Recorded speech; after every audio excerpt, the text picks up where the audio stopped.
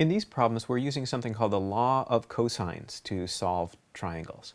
And the law of cosines is pretty useful. It gives you a relationship between the cosine of each of the angles in a triangle and its sides. So if you have some sides and you want to find an angle, if you have an angle in some sides and want to find a missing side, law of cosines might work for you.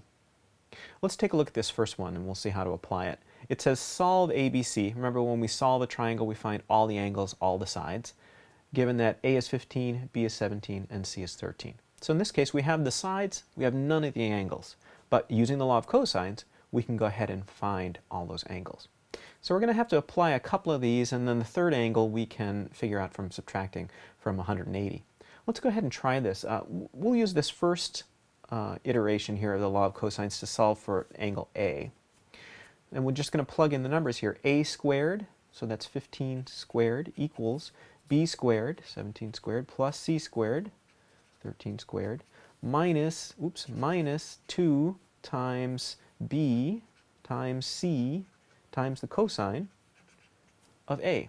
So it looks a little bit lengthy and complicated, and there is a little bit of math to do there, so watch your calculations, make sure you're double checking your work. But really, this is not too hard. It's some multiplication and some subtraction and some division, not that tough. So let's see what we get here. So 225 equals 289 plus 169 minus, let's see, that's 442 times the cosine of A.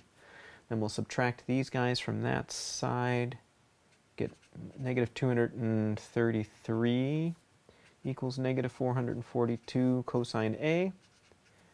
Then we divide both sides by negative 442. And let's see, I'll punch that in on my calculator, and we get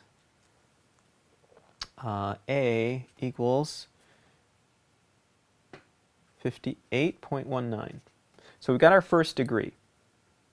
You know, at this point, you can actually jump into using the law of sines to solve other angles. But let's go forward with the law of cosines here since we're learning it. And now I'm going to find angle B here, so I'm going to use this guy, and we'll just set up the equation again. So B squared, that would be 17 squared, equals A squared, 15 squared, plus 13 squared, minus 2 times AC, so that would be 15 times 13, and that's the cosine of B. And then you can crunch out all these numbers and check my work and so forth, but if you do all that, I think what you're going to get is B equals 74.38. And at that point, you can just subtract. So 180 minus 74.38 minus 58.19. And I think what you're going to get there is that C equals, this is what angle C is, C equals 47.43. So now we've got all the angles of our triangle. We started out with the sides, so we can say that this triangle is solved. Let's do a word problem with the law of cosines.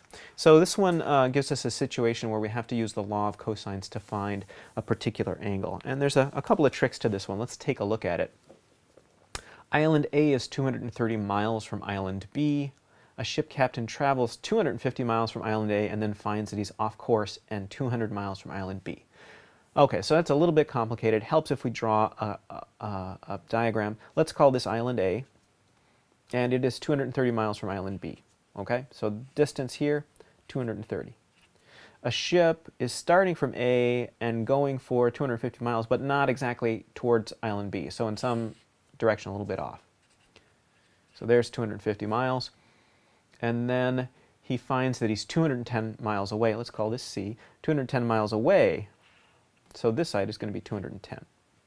So what you can see now is that we have a triangle and we have all the sides. So this is perfect for the law of cosines. The question, though, is what angle in degrees must he turn through to head straight for Island B? So if you think about this, he's headed in this direction.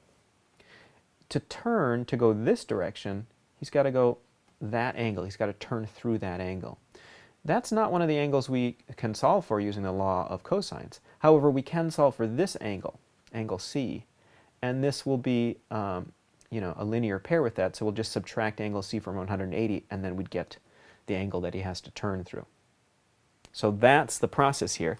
Now we're going to use law of cosines. Let me bring that back for you. And we're trying to find angle C, so we're going to use this guy right here. So C squared is, well, actually, before we do that, we've got to be careful about labeling our angles and sides. Remember, the side is the one that's opposite the angle of the same name. So this is C over here, this is B, and this is A over here. If you don't get that part right, definitely not going to come up with the right answer. So now we're ready to set up the law of cosines here. So it's 230 squared equals 210 squared plus 250 squared minus 2 times 210 times 250 times the cosine of C. Okay, there we go. Lots of big numbers to crunch here. And let's see, this is going to be 52,900. This is going to be 44,100.